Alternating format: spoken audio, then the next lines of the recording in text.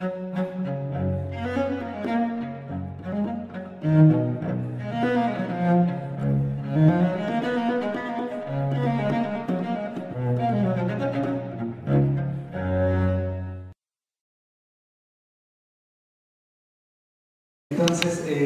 pues bueno, ya estamos por acá y por eso no avisé también, sino a la mera hora, ¿no? Porque un problema de logística familiar y de tráficos, de lunes, de etcétera, etcétera, en fin. Bueno, pero ya estamos aquí. Vamos a seguir con nuestra reflexión sobre la iglesia, ese es nuestro tema. Yo no hice promesa de no alargarme tanto, pero no debo hacerlo porque ya son casi las 9. Entonces simplemente vamos a continuar con algunas cosas o retomar algunos puntos que habíamos empezado a mirar la sesión pasada. Yo quiero que empecemos con un ejercicio. Si tienen por ahí una hojita, ¿tienen una hojita y pluma?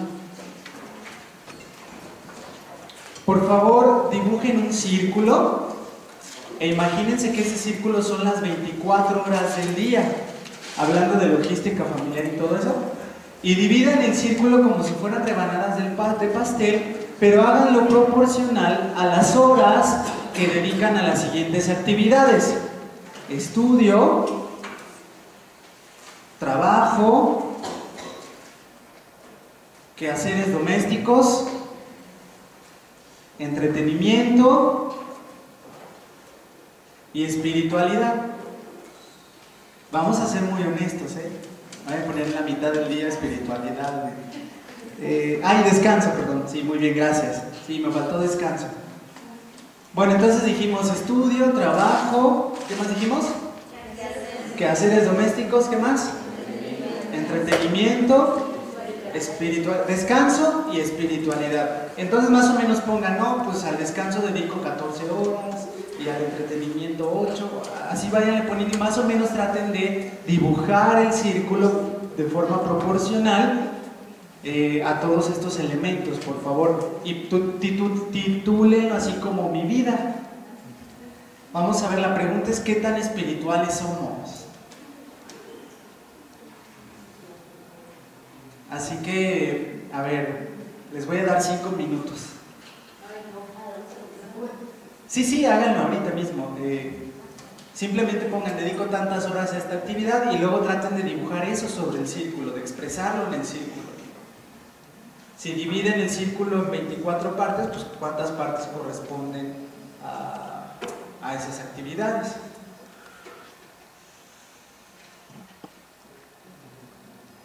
Nos quedan 4 minutos. Bueno, es rápido, nada más piensen en su vida, cómo es todos los días, ¿no? No es tan complicado, creo. Y no se preocupen, sean honestos, todos tenemos problemas, todos tenemos estrés. ¿Han oído hablar del estrés? Todos tenemos estrés. Así que entonces pensemos eso, ¿no?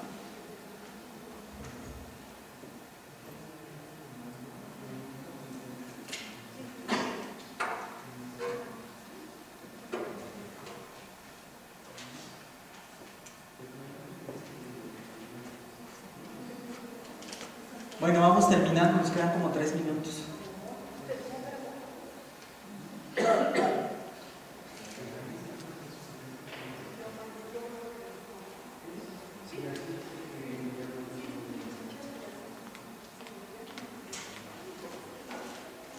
Descanso, hay algunos que ya no sabemos qué es eso, lo cual está muy mal.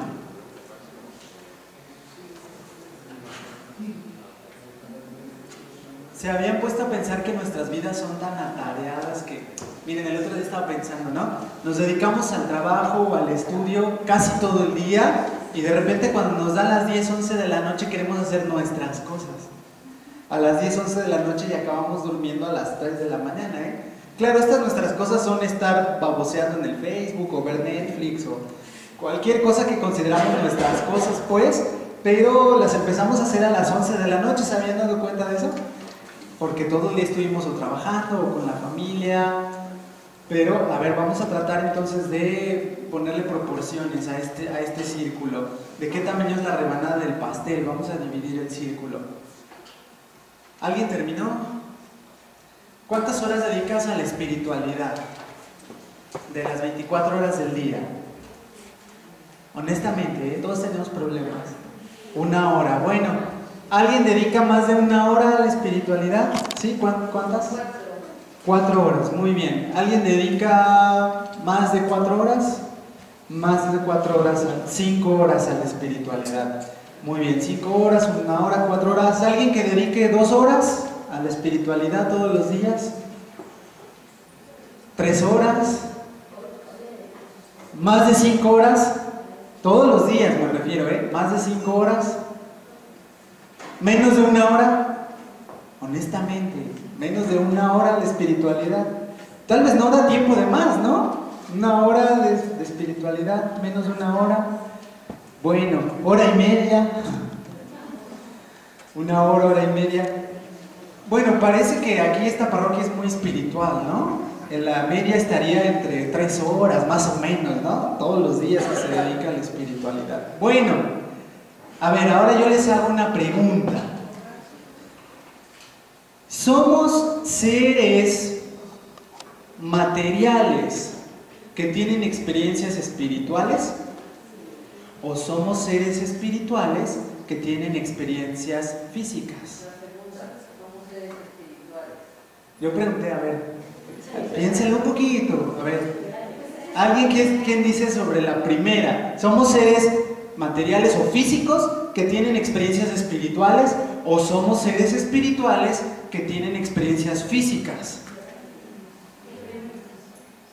A ver, ¿quién levanta la mano? Vamos a hacerlo por voto democrático. La primera opción, somos seres físicos y materiales que tienen experiencias espirituales. A ver, levanten la mano, ¿quién dice eso? A ver, déjenla levantada. Muy bien. La segunda opción, somos seres espirituales que tienen experiencias físicas. Pues estamos como mitad y mitad, ¿no? Pero debemos ser alguna de las dos, no podemos ser las dos, digamos, no se emocionen.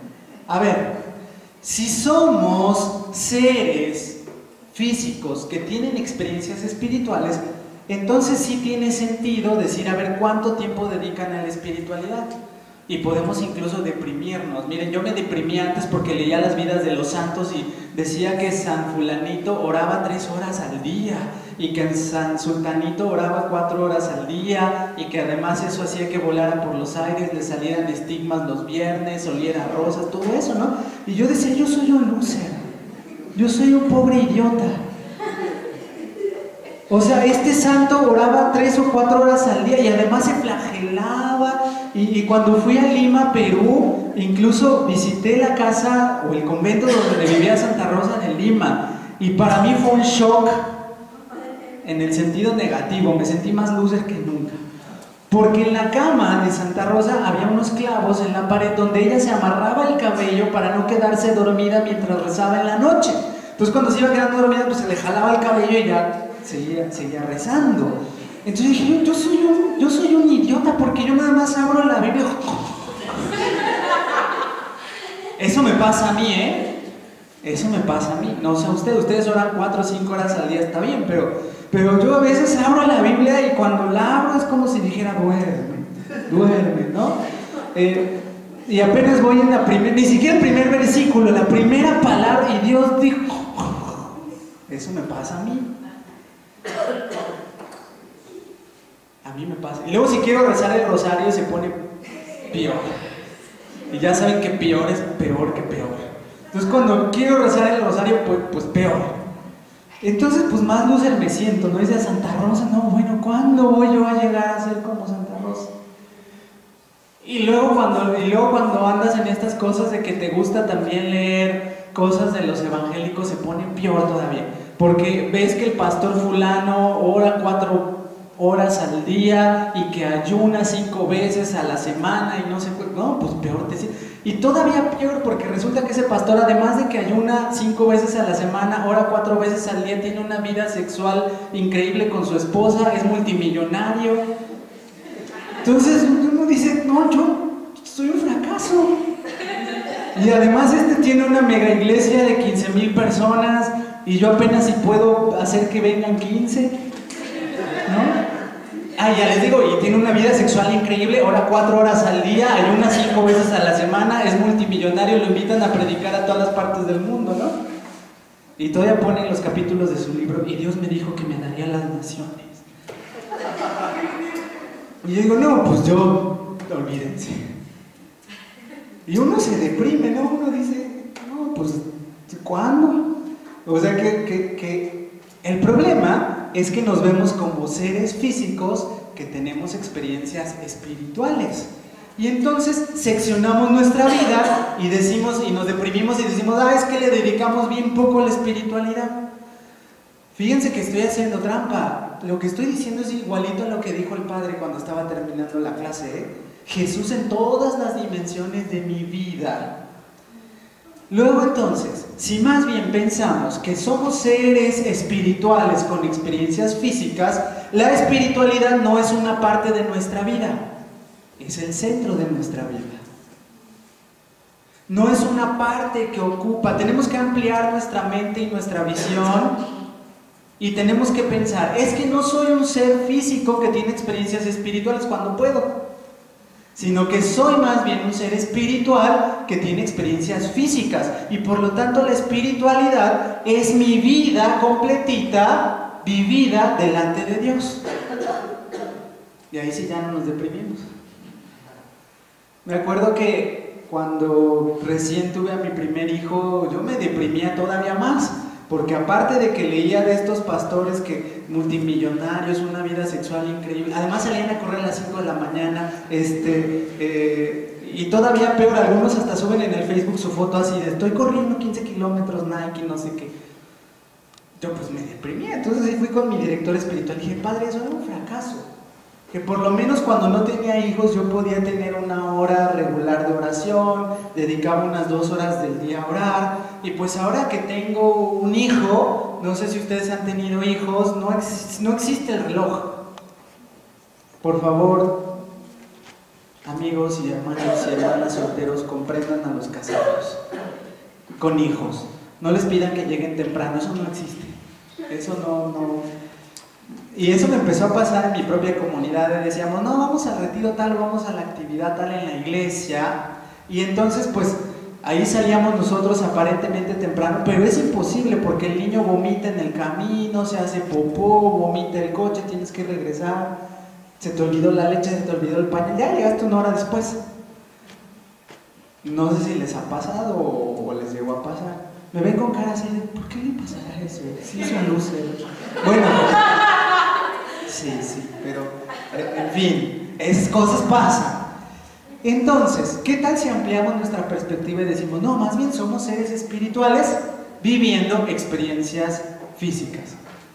Y es que, ¿qué es el espíritu? ¿Y eso qué tiene que ver con la iglesia? Porque, ojo, cuando uno es cristiano, hace de Jesús el centro de su vida.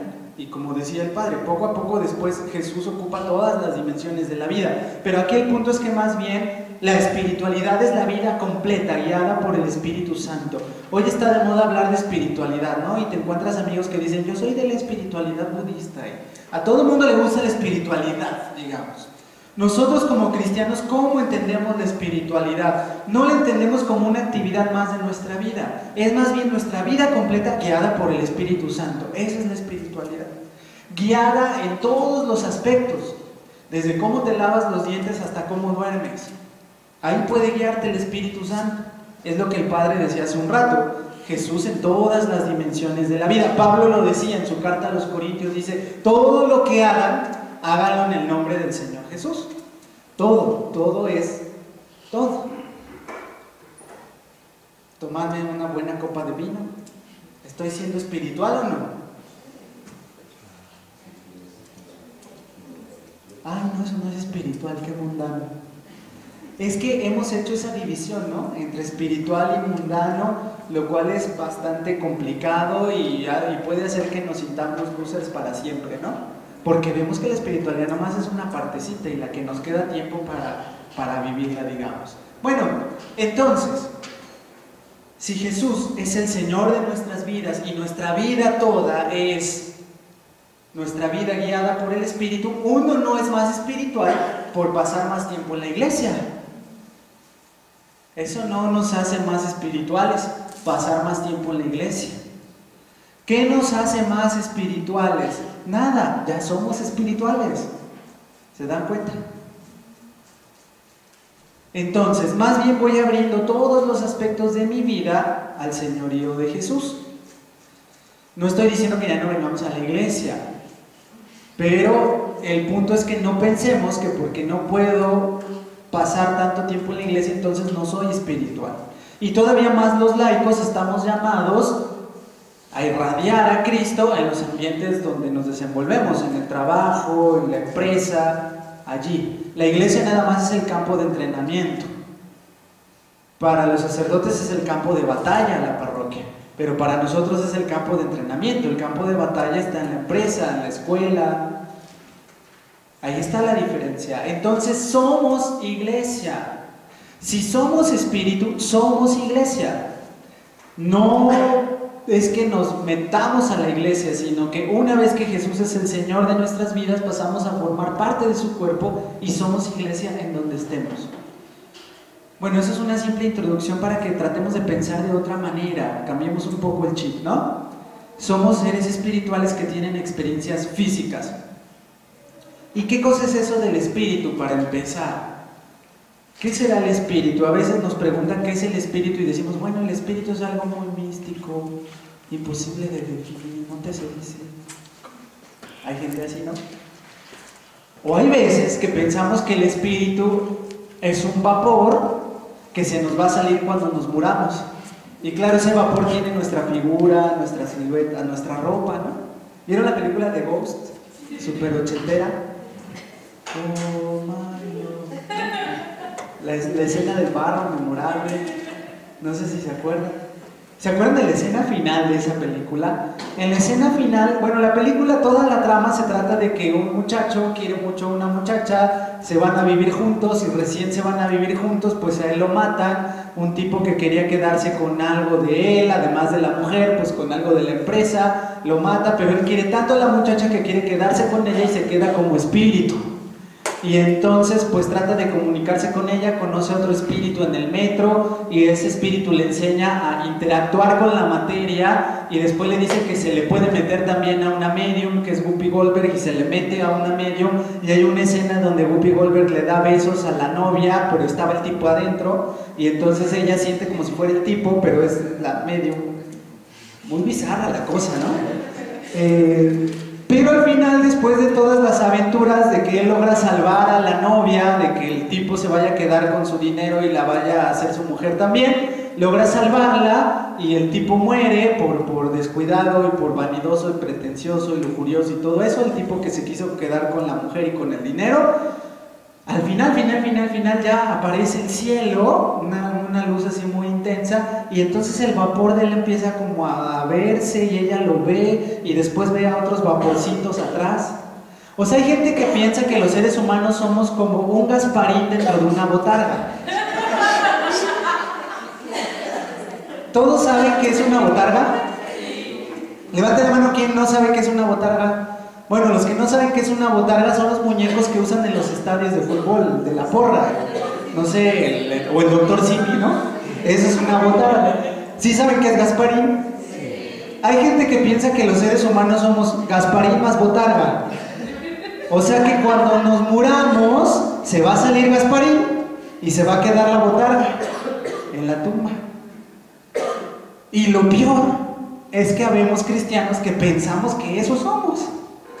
Que cuando nos muramos, es más, miren, en algunas estampitas piadosas, no sé si las llegaron a ver, del siglo XIX, principios del XX, se decía el alma del justo, ¿no? Entonces, pues la estampita representaba una persona supuestamente muriendo y venía Jesús y la Virgen y los ángeles a recoger su alma y se le desprendía el Gasparín.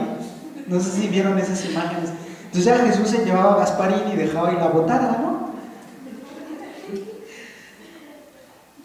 El problema es que la Biblia, yo les doy 500 pesos y me dicen, ¿en dónde dice la Biblia que el alma o el espíritu es un vapor que se nos va a salir cuando muramos? Apocalipsis 22 a lo mejor. Isaías 67. Es que Isaías no tiene 67 capítulos, solo tiene 66. En ninguna parte en la Biblia dice, el espíritu es un vapor que se te va a salir cuando mueras. Y todavía hace unos años hasta se puso de moda decir, no, y pesa 21 gramos. Hasta una película, ¿no? Y luego cuando murió Michael Jackson decían que además lograron filmar cómo pasó su espíritu ahí en su casa, ¿no? ¿Qué es el espíritu entonces? Bueno, en primer lugar no es un Gasparín metido dentro de una botarga. ¿Qué es el espíritu según la Biblia y la filosofía de Aristóteles y Santo Tomás? Si podemos hacer una síntesis. Sí la podemos hacer. Y discúlpenme si le voy a quitar todo aire místico al asunto del espíritu y todo aire así de, ay, es algo muy místico, ¿no? Cuando nos preguntan, ¿qué es? Ay, es algo muy místico, luego te explico, es que no lo sé, déjame meditarlo. No es tan complicado. Espíritu, si lo queremos representar como una ecuación, es esta. E de espíritu es igual, pónganle ahí en sus notas, E es igual, no, MC al cuadrado no. E es igual a I de inteligencia más V de voluntad elevada a la potencia L, la V, y la L es de libertad. O sea, pónganle una L chiquita, arribita. Inteligencia más voluntad libre, eso es el espíritu. Perdón, lo siento, no sé si a alguien aquí le maté toda su fe. Pero, es más, miren, pueden invitar a alguien al café, allá al Starbucks y dile, y me invitas al café y te digo que es el espíritu. Así como los niños chiquitos que les dicen a nosotros, te voy a decir quién es Santa Claus, ¿no? Así también díganle a otro, te voy a decir que es el espíritu, es más, te lo voy a poner en una servilleta. E igual a I más B a la L. Eso es el espíritu. Inteligencia más voluntad libre. Perdón si le quité todo aire de Ghost, la sombra del amor, pero eso es el espíritu. Así funciona el espíritu. Perdón, ¿lo repites? Inteligencia más voluntad libre. Voluntad libre. O la V elevada a la L. ¿Sí? Eso es el espíritu. la voluntad es la que mueve el cuerpo. Claro, claro, el espíritu es lo que mueve el cuerpo, si lo quieren ver así. Sí, por eso es raro cuando alguien dice, pues es que yo no quería, pero mi cuerpo me llevó. No, no es cierto. Lo que lleva es la inteligencia y la voluntad. Ahí es donde está el pecado, no en el cuerpo. Pobre cuerpo, ¿qué culpa tiene? El cuerpo tan hermoso que Dios nos dio, y algunos tan atlético, tan fornido, tan resistente que Dios nos dio. Pues bueno, no le voy a echar la culpa. La culpa está en la inteligencia y en la voluntad libre. Tenemos la capacidad, miren, el cuerpo es tan bueno, que Dios se puso uno. Tú. Y al cielo tú también. Y con todo y cuerpo. Y con todo y cuerpo también. Sí, bueno, eso creemos los católicos, no sé ustedes. Pero en el credo decimos, creo en la resurrección de la carne. O sea, con todo y cuerpo vamos a estar en el cielo. Eso decimos en el credo, por lo menos los católicos. Creo en la resurrección de la carne, en la resurrección del cuerpo. Y además porque tenemos un alma y el alma tiene que tener cuerpo. A ver, pero ojo, es que ahí les va. Voy a ampliarle su visión en una segunda cosa. La palabra tener aquí no aplica. No tenemos alma. Somos alma. Alma espiritual. Eso es lo que somos. No tenemos cuerpo. Somos cuerpo. Por eso, cuando alguien dice, es que yo voy a abortar porque puedo hacer con mi cuerpo lo que yo quiera, pues no se puede, porque tú eres tu cuerpo. Tú no tienes un cuerpo. A ver, si nosotros dijéramos, tenemos alma, cuerpo y espíritu, yo les preguntaría, ¿quién es ese que tiene cuerpo, alma y espíritu? ¿Quién sería esa cuarta cosa que tiene cuerpo, alma y espíritu? O sea, si yo digo, tengo cuerpo, alma y espíritu, estaríamos pensando como en un gancho, ahí le cuelgas el cuerpo, el alma y el espíritu. ¿Y el gancho qué es? Entonces no podemos decir, tengo cuerpo. Miren, Y esto es tan así que ya Aristóteles decía, los seres humanos somos una unidad indivisible. Y la Biblia también dice lo mismito, La Biblia no tiene una palabra para alma sin cuerpo. Curiosamente, no existe la palabra alma sin cuerpo. No existe. O sea, no existe la palabra Gasparín. Siempre que se habla de alma, se hace en referencia al ser humano completo. Eso anótelo como dato. Cuando en la Biblia se habla de cuerpo, alma y espíritu, muchas veces es sinónimo de la persona completa. Como si el Padre Max dijera, en mi parroquia hay 10,000 almas. A ver, nadie va a decir, todos le entendemos, ¿no? Si el Padre dijera, tengo que atender a 10,000 almas, nadie va a decir, bueno, más 10,000 cuerpos, entonces son 20,000, no. O sea, entendemos cuando alguien dice, tengo que atender a 10,000 almas, ¿no? Estamos haciendo sinónimo alma de la persona completa. Así funciona en la Biblia igual también. Cada vez que ustedes lean en la Biblia cuerpo, alma y espíritu, es sinónimo de la persona completa. Por lo tanto, una persona unas veces se porta como alma, unas veces se porta como espíritu y otras veces se porta como cuerpo. Así funciona en la Biblia. ¿Cuándo nos comportamos como cuerpo? Cuando nos sentimos cansados, débiles, enfermos. Ahí notamos nuestro cuerpo, ¿o no? Ahí es donde notamos y decimos, híjole, unos 10 años menos que yo tuviera, ¿no? Ahí nota uno en el cuerpo. O nota uno que es cuerpo. Pero ojo, miren, esto ni siquiera es teología tan elevada. Todos los días lo vivimos así. Si alguien me da una patada en la espinilla, yo no le digo, le pegaste a mi cuerpo, pero mi alma está intacta. Cuando alguien le pega a mi cuerpo, yo digo, me pegaste a mí, ¿o no? Fíjense cómo parece que Aristóteles tenía razón. Yo creo que si hubieran invitado a Aristóteles al cine a ver Ghost, les hubiera dicho qué porquería de película, devuélvanme las entradas, ¿no? Eso hubiera dicho Aristóteles. Matrix también lo hubiera detestado Aristóteles, porque es esta idea de que se puede separar una parte, ¿no? del ser humano, como en Matrix, ¿no? Una la conectas a la Matrix y el cuerpo se queda alimentando a los robots, ¿no? Y un montón de películas así, como que se puede separar, ¿no? Una parte del ser humano de la otra. Aristóteles ya no puede separar nada, porque si lo separas ya no es ser humano. Y ahora volvemos a eso que preguntaban, ¿y la resurrección qué o cómo o qué? ¿O el cielo qué o qué onda? Pues miren, no les sabría yo decir porque no he ido allá. No he estado por allá, entonces yo la verdad no les sabría decir. Pero sí algo tenemos claro, la eternidad es lo contrario del tiempo, ¿o no? No tiene sentido, por ejemplo, decir, o a ver, ¿cuántos años va a estar una persona en el purgatorio? Si estamos diciendo que la eternidad es la cosa contraria al tiempo y el purgatorio está de aquel lado de la eternidad, no de este, sino de aquel lado, pues no tiene sentido hablar de años, ¿verdad? Tendrá sentido para nosotros de este lado de la eternidad, pero no del otro lado de la eternidad.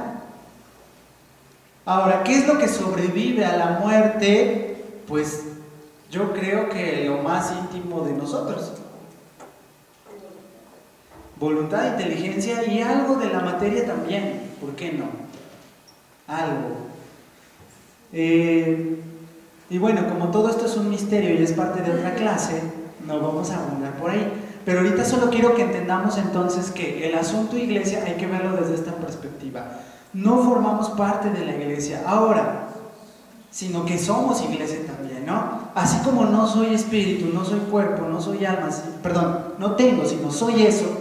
Igual no tengo una iglesia, no voy a una iglesia, no soy parte de una iglesia, yo soy iglesia. Si lo mismo aplica para nosotros personas, también para el cuerpo místico de Cristo. Funciona igualito. Bien. ¿Por qué toda esta introducción? Porque eso nos da pie a ir pensando cómo piensa un católico sobre la iglesia. A veces se nos ha pasado demasiado esta mentalidad de, a ver, vamos a hacer apostolado, y hacer apostolado es lo espiritual que hay que hacer, ¿no? Pero no hacemos apostolado como para ser parte de la iglesia, sino que lo hacemos en agradecimiento o porque somos parte de este cuerpo y el cuerpo de Cristo se sigue desarrollando y el cuerpo de Cristo sigue instaurando el reino de Dios en el mundo. Por eso es que hacemos apostolado. Yo les decía la sesión pasada, esta idea de dar testimonio es una carga, ¿no? Aparte de que tengo que rezar, leer la Biblia, además tengo que dar testimonio. No funciona así. Más bien, si soy espíritu y soy parte del cuerpo de Cristo, casi por default tendría que dar testimonio y por default hago apostolado. No sé si me explico. No es una carga entonces. Por eso la espiritualidad no es una parte de mi agenda, es el centro de la agenda. Sí, venir a este lugar a tomar clases, o ir a dar un retiro, o ir a... Eso es apostolado, ¿no? Eso es. O sea, el tiempo que diríamos que le dedicamos a las cosas de Dios, ¿no? Sí. Bueno, ya está. Iba a irme hacia un poco más, pero no sé qué hora es. No sé si ya me pasé de tiempo, no quiero pasarme. 9:20, bueno. Ya está esta primera aproximación, ¿no? Ahora vamos aterrizando un poco más en nuestro tema de la iglesia y cómo pensarla desde la Biblia. Nos habíamos quedado también en la sesión pasada de que los católicos pensamos la Biblia de forma distinta a cómo la piensan los evangélicos, por ejemplo. Y eso tiene que ver y afecta nuestro modo también de ver la iglesia. Yo les había hecho una pregunta, ¿qué fue primero, la Biblia o la iglesia? ¿Se acuerdan que les hice esa pregunta? ¿No se las hice? ¿No se las hice? Sí. Ah, bueno, yo se las hago ahora.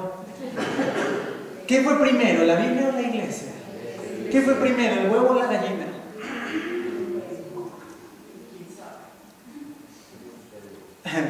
Acá es parecido. ¿Qué fue primero, la Biblia o la iglesia? A ver, levante la mano, ¿quién dice que la iglesia? Ok, levante la mano, ¿quién dice que la Biblia? Bien. A ver, vamos a abrir la carta a los Romanos en el capítulo 1. Romanos capítulo 1, empieza así el apóstol Pablo. Romanos 1,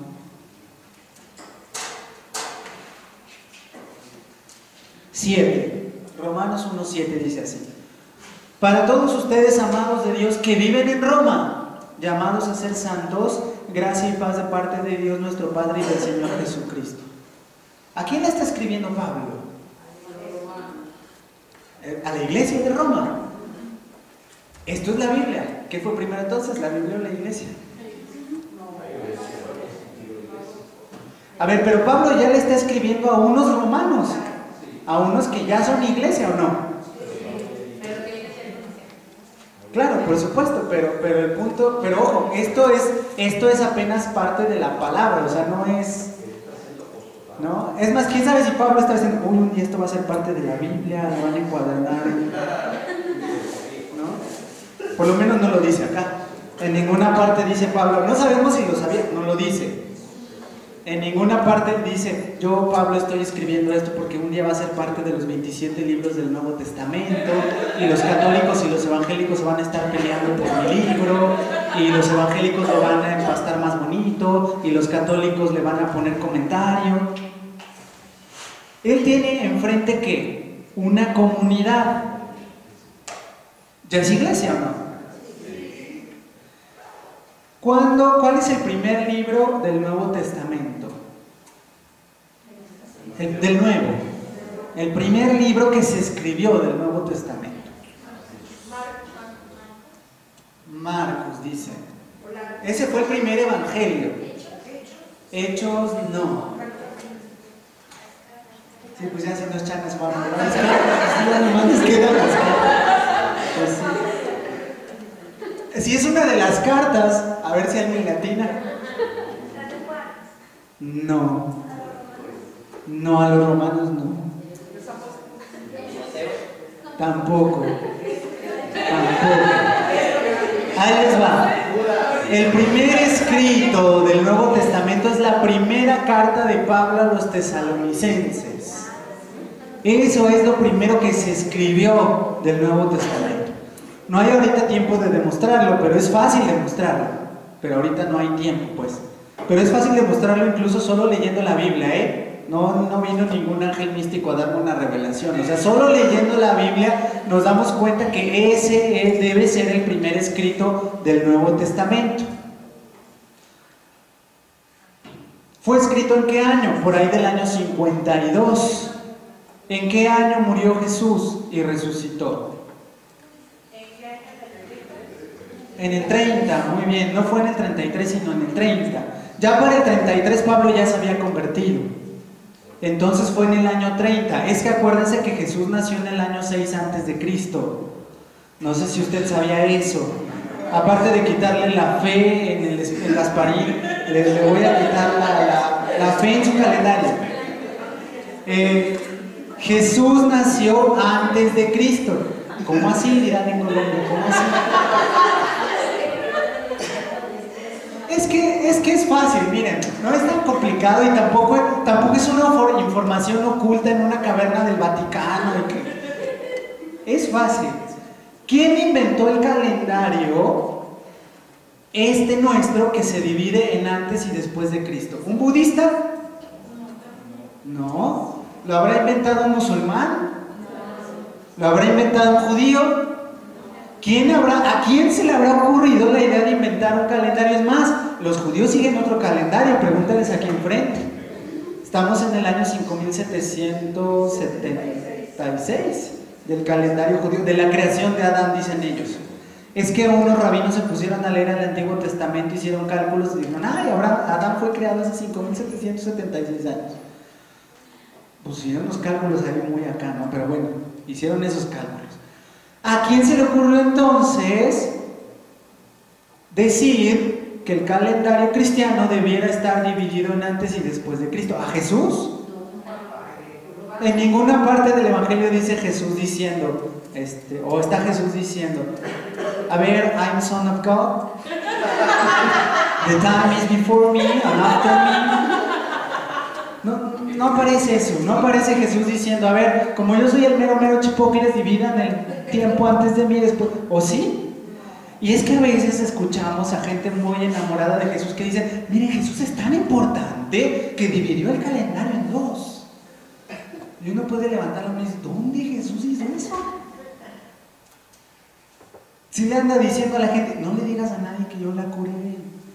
Y ahora resulta que dicen que anda dividiendo el calendario. Jesús no andaba perdiendo el tiempo en eso. Sabemos quién fue el culpable. Un monje llamado Dionisio, apodado el Exiguo, que en latín significa el chaparrito. Eso significa en latín.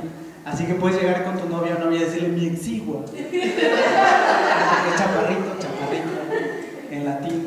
Bueno, el chaparrito, como no tenía Facebook, ni Twitter, ni Tumblr, ni nada de esas cosas, dijo, ¿qué hago? Pues un calendario, ¿no? Digo, pues eso. Porque además él se le ocurrió, como buen cristiano que era, digo, ¿por qué tenemos que estar contando el tiempo nosotros cristianos a partir de la fundación de Roma? Si además nos persiguieron estos vatos, ¿cómo andamos contando a partir? Así contaban el tiempo ellos, decían, estábamos en el año 700 y pico de la fundación de Roma. Los cristianos así contaban el tiempo. Entonces Dionisio dijo, pero ¿cómo por qué? Entonces dijo, ¿por qué no inventamos un calendario que parta a partir del nacimiento de Jesús? Al Papa Gregorio le encantó la idea y nació el calendario gregoriano. Por eso le llamamos así a nuestro calendario.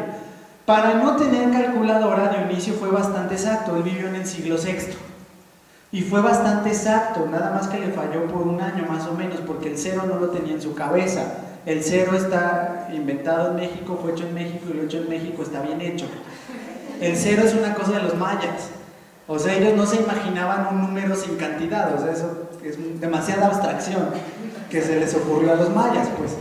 Pero por eso Dionisio situó el nacimiento de Jesús en el año 1. Ahora, hoy que sabemos más y tenemos calculadoras, aunque ya lo habían notado varios, a Dionisio le fallaron 6 años. O sea, él tendría que haber puesto el año 1 6 años antes. porque él no tomó en cuenta dos datos. El primer dato que no tomó en cuenta Dionisio es la muerte de Herodes. Herodes murió, según ya el calendario que tenemos nosotros fijado, Herodes el Grande murió en el año 4 antes de Cristo. O sea, esa sí es una fecha exacta. Murió Herodes el Grande en el año 4 antes de Cristo, pero acuérdense que Herodes el Grande persiguió a Jesús bebé. Entonces Jesús tuvo que haber nacido antes del año 4 antes de Cristo, ¿ven? ¿Sí me expliqué? Y el otro dato que se le pasó al chaparrito es la venida de los magos de Oriente. En ninguna parte de la Biblia, y lean bien el Evangelio de Mateo, perdón, la tercera cosa que les voy a quitar es su fe en los Reyes Magos. Ya les deshice a Gasparín, el calendario, y ahora van los Reyes Magos. Bueno, en ninguna parte del Evangelio de Mateo, que ahí es donde aparecen los magos, que además no dice que eran reyes sino magos, y no dice que eran tres, nomás dice el plural magos, y dice unos magos de Oriente. Ahora hay una tradición de la iglesia muy venerable y muy probable que dice que eran tres y sus cuerpos están en Colonia, Alemania, eso sí, pero el punto es que el Evangelio nunca dice que ellos hayan llegado al momento del nacimiento de Jesús. No sé si se habían percatado que el Evangelio dice que ellos llegaron y que le dijeron a Herodes: venimos a adorar al rey que nació porque vimos su estrella. Pero además lo dice en pasado, o sea, la vimos hace mucho, así dice en el griego, vimos su estrella hace mucho. Y no se habían puesto a pensar, ¿por qué Herodes manda matar a los niños menores de 2 años? ¿Por qué no a los recién nacidos? Hubiera sido más fácil. ¿Cuántos nacieron ese día? No sé, 4 en Belén o menos. Pues hubiera sido más fácil, agarran a los recién nacidos. Pero Herodes manda matar a los menores de 2 años. Quiere decir que los magos probablemente llegaron 2 años después de que nació Jesús. Porque el Evangelio de Mateo dice que cuando salieron de ver a Herodes, dice, volvieron a ver la estrella y se alegraron. Fíjense entonces, el milagro estuvo que vieron la estrella 2 años antes y 2 años después Dios volvió a hacer aparecer la estrella para que vieran dónde estaba Jesús. Así que cuando pongan su Belén en diciembre, pongan un letrerito abajo de los Reyes Magos que diga, y 2 años después. Pónganle así, por favor, para aclarar. Ahora, realmente eso es irrelevante para nuestra fe, eso no afecta en nada nuestra fe, sino este tema, por ejemplo, del calendario. Ya sabemos entonces que Jesús no fue el que dividió todo esto. Jesús muere en el año 30. Quiere decir que ¿cuántos años tendría al morir? No, 36 más o menos. 36, ¿no? 36 o 37. Es decir, Jesús habría nacido por ahí del 6 antes de Cristo. Ahí les doy un dato de Discovery Channel. En el año 6 antes de Cristo se ha descubierto que hubo una conjunción de 3 planetas, de Júpiter, Venus y Marte. Se dio en el año 6 antes de Cristo. Y curiosamente esa conjunción de Júpiter, Venus y Marte se posó sobre la constelación de Aries. Los antiguos babilonios, que era de donde probablemente venían los magos, sabían que la constelación de Aries correspondía al pueblo de Israel. Por lo tanto, para cualquier astrólogo novato de la época, era fácil decir, ay, mira, hay una estrellota en Aries, quiere decir que algo importante pasó en Israel. Era lo que va a pasar, pero era muy fácil. Pero esa conjunción ocurrió en el año 6 antes de Cristo. El dato lo retoma el Papa Benedicto XVI en su libro Jesús de Nazaret, en el pequeñito de la infancia de Jesús. Allí repite eso. Él dice, sí, se dio esa conjunción de los planetas. Claro que él hace una interpretación teológica y dice hasta los planetas y la astrología se tuvo que convertir. Dice ahí el Papa Benedicto, él hace la interpretación teológica bien chida. Pero el punto es que, pues miren, ahí se dio. Así que Jesús murió a los 36 años más o menos, por ahí, una edad padrísima, uno se vuelve muy sabio a esa edad, es la mejor edad, es la plenitud humana, ¿no? Cuando cumplí esa edad, mi esposa me dijo, ya tienes la edad apta para crucificarte. Los 36, ¿no? Hubo una hace poco de esa... Ah, sí, pero hace como un par de años sí hubo una que sí se vio aquí en la ciudad y sí se vio la estrellota, sí, heavy. Ah, mira, ok. Bueno, pues hubo una en el 6 y además se vio en Medio Oriente, entonces sí es probable que Jesús haya nacido en esa época o ese mismo año. Bien, Pablo escribe su primera carta a los tesalonicenses cerca del año 50 o 52 a más tardar. Así que ¿cuántos años han pasado entre que Jesús murió y resucitó y Pablo escribió? 20 o 22, no más que eso. Si la Biblia fue primero que la iglesia, pues entonces quiere decir que hubo 20 años en los que no hubo iglesia. Si hubiese dependido la iglesia de la Biblia, ¿no? Pero resulta que hubo 20 años en los que hay cristianos sin Biblia. Estoy diciendo una herejía para los evangélicos. Hubo 20 años cristianos sin Biblia. ¿Cómo así? ¿Cristianos sin Biblia? Pues sí. 20 años por lo menos. ¿Cuándo fue escrito el último libro de la Biblia? El Apocalipsis. Cerca del año 90, a más tardar en 100. Y hay quien dice que la segunda carta de Pedro no es de Pedro, y lo más probable es que no sea de Pedro, sino un discípulo suyo, pero hay quien dice que hasta el año 130 fue escrita, la segunda carta de Pedro, fíjense.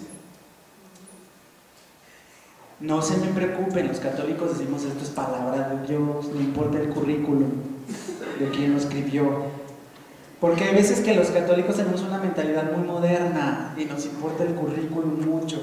Invitamos a un conferencista y lo primero que decimos es su currículum, ¿no? Y ya no viene de Harvard, ya no, wow, ya. Con eso ya le damos credibilidad. Pero en la antigüedad no pensaban así, les daba exactamente lo mismo el currículum. Entonces nosotros no creemos, por ejemplo, que Lucas, fíjense, primera cosa, ¿por qué la Biblia es después que la iglesia? Primero por la cronología, o sea, primero hubo iglesia y después hubo Biblia. Por eso Pablo le escribe a los romanos, no está escribiendo diciendo, bueno, un día va a haber unos romanos y les voy a escribir la Biblia, ¿no? No, o sea, ya están ahí, no tienen su carta a los romanos. Punto número 1, primero es la iglesia y después la Biblia por pura cronología, digamos. Pero por un segundo punto, y este quizás es más importante, no habría Biblia sin iglesia, ¿por qué? Háganle esta broma a su amigo evangélico, ya que estamos en el Evangelio de Mateo, además de que le pueden hacer la de que esté predicando y abra su Biblia y ustedes aquí enfrente levanten una estampita de la Virgen de Guadalupe, hermano, se le cayó de su Biblia. Esa es buenísima.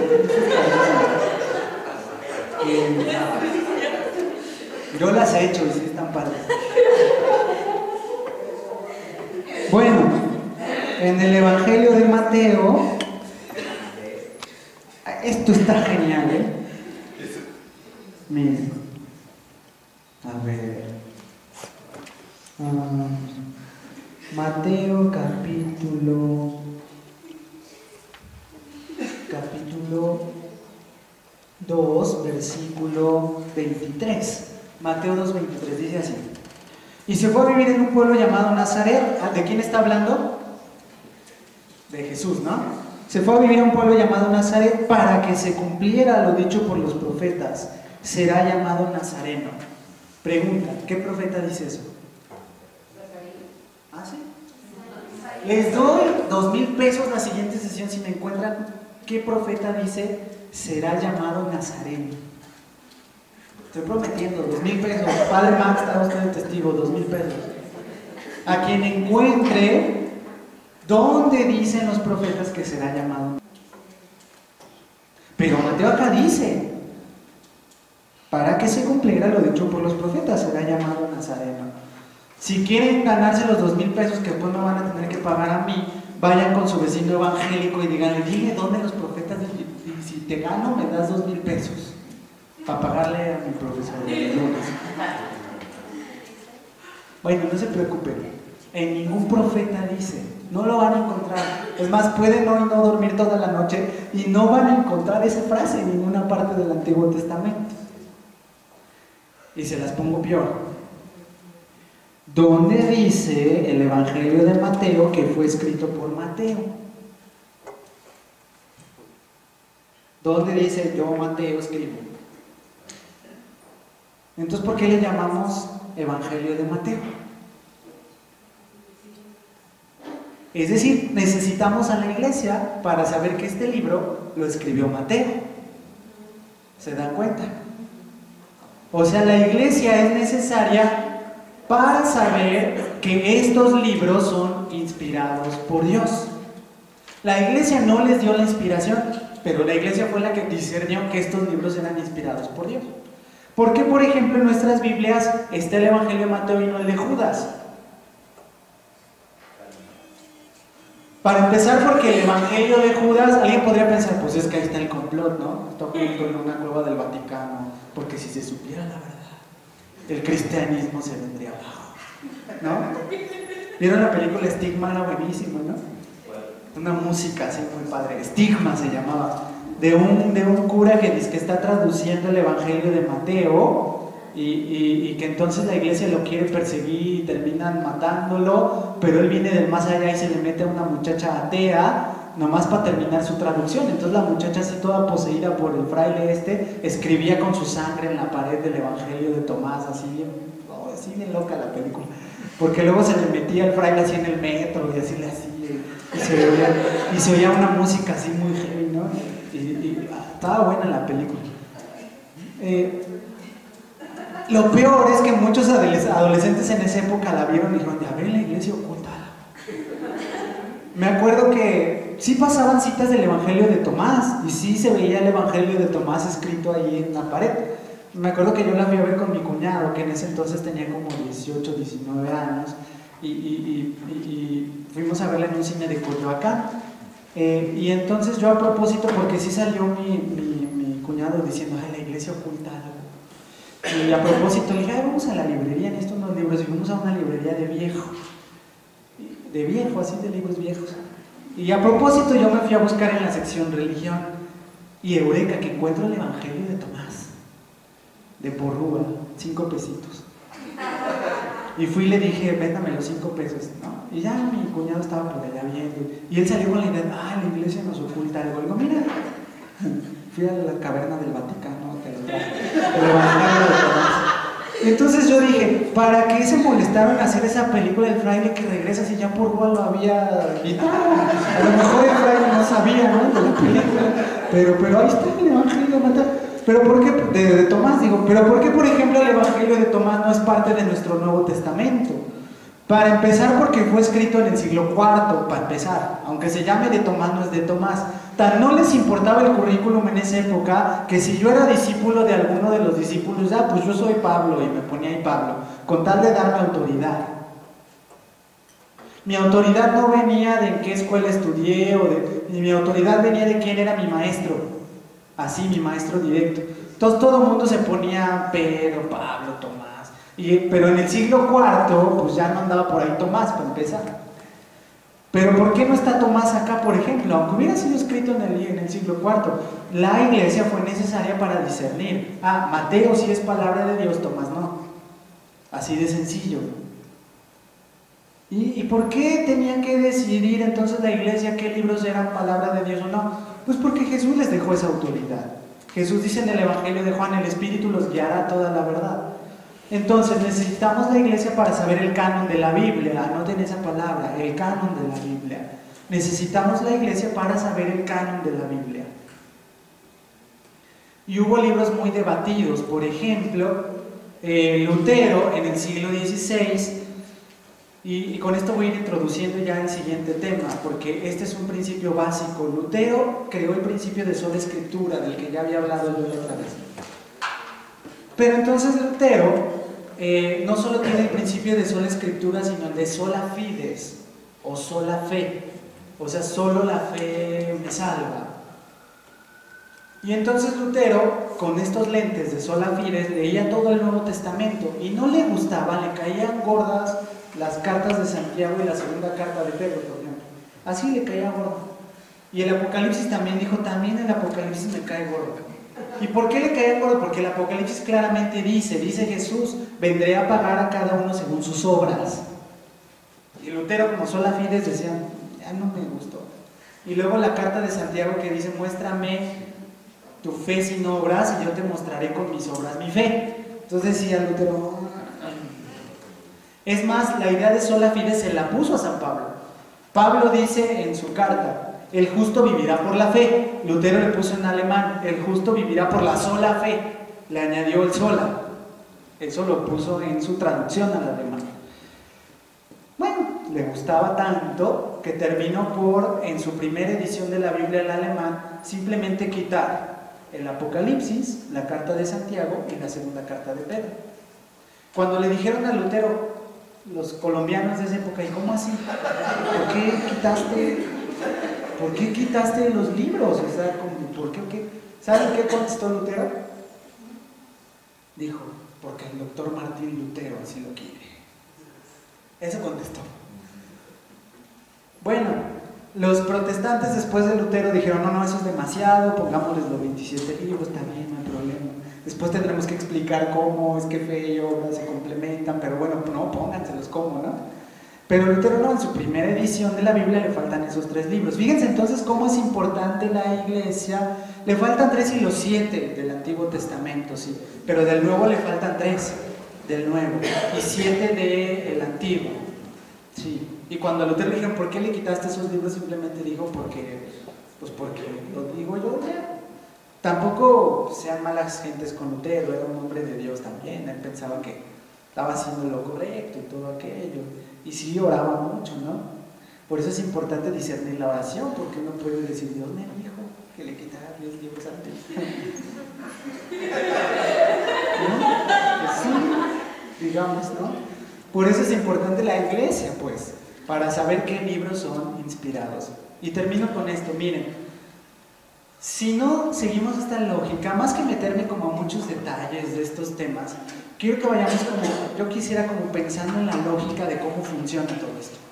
Si no pensamos con esta lógica, si le preguntamos al evangélico, ¿tú por qué crees que este libro es palabra de Dios? Lo más probable es que él se remita a 1 de Timoteo 3:16, donde dice, toda escritura es inspirada por Dios, útil para enseñar, para redarguir. Te va a decir eso. Ahí está, aquí la Biblia lo dice. Pero aquí hay una falla de lógica de prepa, básica. Yo no puedo decir que este libro es palabra de Dios porque aquí lo dice. Porque entonces yo puedo escribir un libro y ponerle en la página 28 que es palabra de Dios y le voy a decir al hermano, mira, mi libro también es palabra de Dios. No, ¿por qué? Aquí lo dice en la página 28. ¿Por qué lo dudas? Si aquí dice la página 28 que mi libro es palabra de Dios. Tendríamos que creer en el Corán también y tendríamos que creer en el libro de Mormón, porque el libro de Mormón y el Corán dicen que son palabra de Dios. Tiene que ser alguien externo a la Biblia quien te diga que este libro es palabra de Dios, si no, no funciona. ¿Quién fue este externo? Pues la iglesia. La iglesia. La iglesia es como ahorita que está de moda Masterchef. Y que la hermana Flor, y que viva la hermana Flor. Y ya todos los católicos nos sentimos representados, ¿no? Masterchef. Bueno, y rezamos por la Madre Flor, y hasta hay misas, ¿no? Porque la Madre Flor gane, rosarios para que la Madre Flor gane el Masterchef y todo eso. Bueno, ahorita que está de moda eso de Masterchef, el asunto de la Biblia y la iglesia se parece a una abuela haciendo comida. Ahí les va. Y con esto acabo. Mi abuela, y pongo de ejemplo a mi abuela porque no me sé otro, pero seguro que ustedes en su familia tienen a alguien, una abuela o una tía, que hacía un platillo así muy especial y que nadie más le salía más que al abuelo o la tía.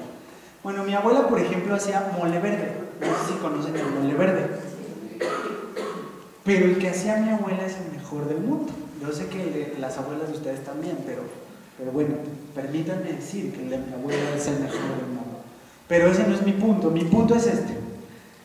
Mi mamá, fíjense, no las hijas de mi abuela, o sea, no mis tías hermanas de mi papá, sino mi mamá, su nuera, aprendió a hacer el mole verde con mi abuela, haciéndolo con ella. O sea, un día mi abuela, me imagino que le dijo a mi mamá, vente a cocinar conmigo y te enseño. Y el mole verde de mi mamá sabe igualito al de mi abuela. Pero igualito, hasta mis tías envidiosas dicen, no es cierto, le falta sal. Pero no, en serio sabe igualito. Dicho por los varones de la familia, ¿no? Las mujeres envidiosas dicen que no es cierto, o le falta sal o le falta algo, pero no, en serio que sabe igual. Y yo me acuerdo porque yo probé eso desde que era chiquito y probé de mi mamá y es exactamente el mismo.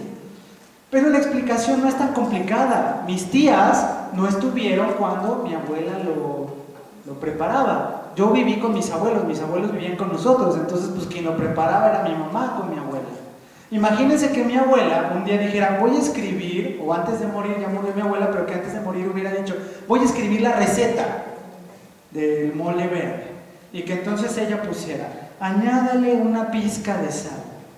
A ver, ¿quién es la única que va a saber interpretar qué fregados es una pizca de sal? Mi mamá, la que estuvo allí. Mis tías podrían decir, ya tenemos el escrito, miren, acá dice que hay que ponerlo, pues ponle una pizca de sal. ¿Les va a salir igual? Y puede ser que más o menos parecido, ¿no? Casi. Pero quien va a saber interpretar la pizca de sal, ¿a qué se refería con la pizca de sal? Pues va a ser mi mamá que estuvo ahí con la abuela.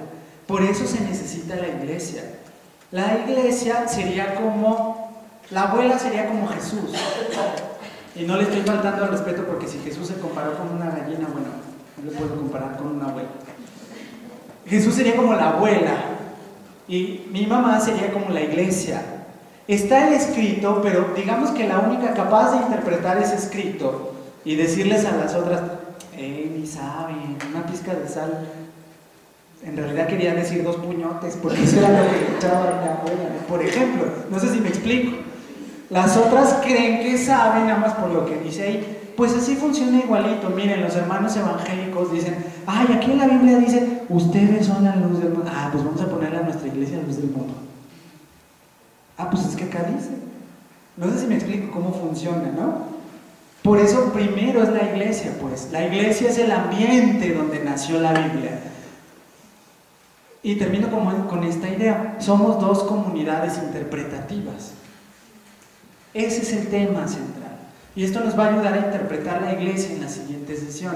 En realidad estamos hablando de 2 comunidades interpretativas.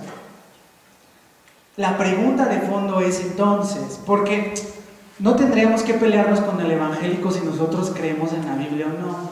Le podemos decir al evangélico, deberías ir a la iglesia, hasta le echamos incienso a la Biblia. ¿Cómo que no la queremos y hasta la llevamos así en procesión de tu palabra? Y le echamos incienso. ¿Cómo que no la queremos? Mira, hasta tenemos unas grandotas así llenas de dibujos. No, hombre, la amamos la Biblia, ¿no? Es más, cada vez que se lee decimos, esto es palabra de Dios, y todos contestamos amén. ¿Cómo que no se lee? ¿Cómo que no se lee si somos la única iglesia cristiana en la que si vas a misa cada domingo vas a leer el 90% de la Biblia en 3 años? Somos la única iglesia cristiana que hace eso. Ninguna hace eso. ¿Por qué? Porque las iglesias evangélicas lo que hacen, independientemente de cómo predica el padrecito, tú ya escuchaste toda la Biblia en 3 años, si vas a misa los domingos. En cambio el evangélico lo que hace es predicar según él dice que el Espíritu Santo lo iluminó, o lo que necesita su congre, o qué sé yo. Y eso es pesado. Por lo menos los sacerdotes católicos ya les hicieron la chamba y les dicen, tienes que predicar esto cada determinados domingos, ¿no? Ya está ahí. El pobre pastor evangélico cada domingo tiene que decir, híjole, ¿ahora de qué predico? Y a lo mejor él está pasando por una situación de estrés. Pues del estrés. Y se estresa más, ¿no? ¿Cómo me dice del estrés? Y lo peor es que tiene que ser más espectacular que la del domingo pasado, para que sigan dando diezmos. Porque si no salen los hermanos y no estuvo buena la prédica. Entonces el pobre pastor, yo tengo amigos pastores, créanme que sí le sufren. Es más, una vez que un amigo pastor me invitó a predicar a su iglesia, me dijo, ¿podrías venir como 3 domingos? Es que estoy muy atareado y tal, ¿no? Es que sí, porque Somos la única iglesia que lee así la Biblia, ¿no? Completita, 13 años. Entonces podemos ir al evangélico, ¿cómo que no queremos la Biblia? O sea, cualquier católico, nomás con que ponga atención, va a escuchar el 90% de la Biblia en 3 años. Si vas a misa un año, la vas a escuchar completa. Un año todos los días. Si vas todos los días. Entonces fíjense, el asunto entonces no es la Biblia, no tenemos que pelearnos de si ellos quieren la Biblia o nosotros no. El asunto es cuál de las dos interpretaciones es la certificada por Dios, cuál cuenta con la certificación oficial. Así como uno se certifica en Windows, ¿no? Aquí es como, a ver, ¿cuál es la que tiene la certificación? Debe haber una, ¿no? Si no, pues, ¿cuál? Y la siguiente vez vamos a ver cómo aquí interviene la iglesia, ¿está bien? Terminamos con una hora, sí me pasé como 15 minutos, ¿verdad? Más me pasé. ¿Qué ya son las 10? Ay, madre de Dios, perdón. Sí. Bueno, vamos a terminar con una oración si les parece bien. Te damos gracias, Señor, por este día, por permitirnos considerar tu palabra y a tu iglesia. Danos amor por esta palabra y por esta iglesia que le dio lugar a tu palabra. Somos la iglesia de la palabra y queremos seguir siéndolo, pero de manera personal, no solo en bola o en masa, sino de manera personal también, pero siempre dependiendo de toda esta comunidad que nos ha antecedido y que ha interpretado y sobre todo vivido tu palabra. Por Cristo nuestro Señor. Amén. Gloria al Padre, al Hijo y al Espíritu Santo. Amén. Bueno, nos vemos el próximo día.